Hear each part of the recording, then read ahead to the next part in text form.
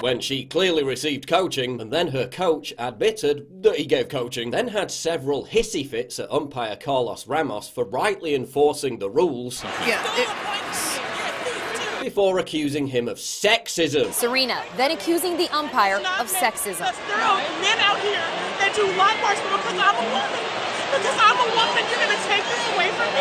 Yeah, you were playing against a woman, so that doesn't even make sense. Plus, male players have been kicked out of tournaments altogether for abusing umpires. And if all this wasn't embarrassing enough, she then gave a press conference claiming that she was standing up for women's rights. I'm here fighting for women's rights and for women's equality. Yeah, Serena, if you're really fighting for women's rights and women's equality, why do you have a history of being viciously mean to women? Here... Ever see me walking down the hall the other way? Here. And Serena Williams is giving it to her. Here. How long do I have to wait until I'm ready? I don't play slow.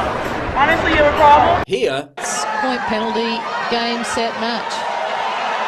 Here. And you're just unattractive inside. Here. Are you scared? As I said, I was a cheater. And here. Are you the one that screwed me over last time here?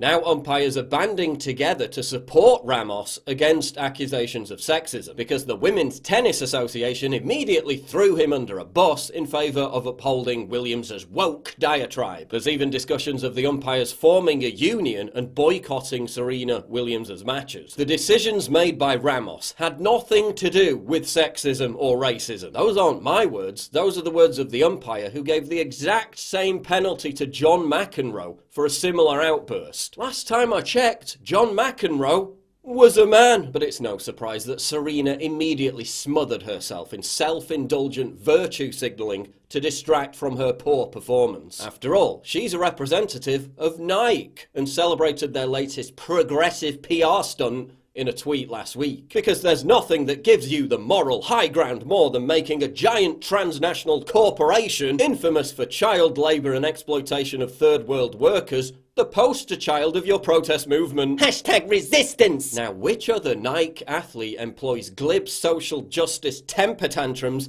to distract from his own failings? Can't quite think of who that might be. Serena Williams has always been that kind of nauseating figure who can say virtually anything, and her sycophantic fans will amplify it without question. You go, girl! Yeah, slay! You know, that sort of drivel. Nonsense like this, which got 111,000 retweets and 280,000 likes. Serena Williams won a Grand Slam while she was pregnant, so every man should probably shut up about everything forever! Yeah, men won world wars under threat of imminent death. Serena Williams played tennis, so maybe the only person who should shut up is you. But to illustrate how much of an irate mob that her army of crazed fans can truly be, this cartoonist's children received violent threats and he was chased off Twitter merely for drawing an accurate representation of what happened. But Williams attempting to disguise the fact that she was easily beaten with some half-baked feminist tirade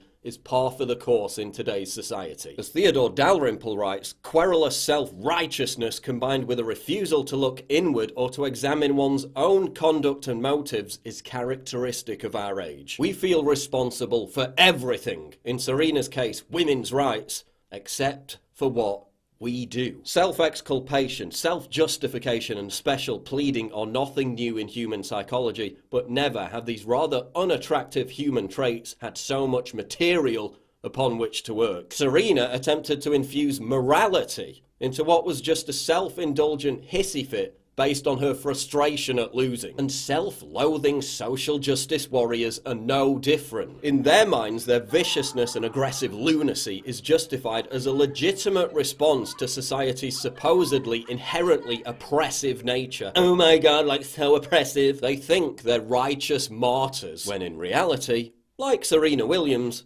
they're just sore losers. So no, Serena, it wasn't sexist, it wasn't racist, it was just you having a temper tantrum. So get over it, move on, and shut the fuck up!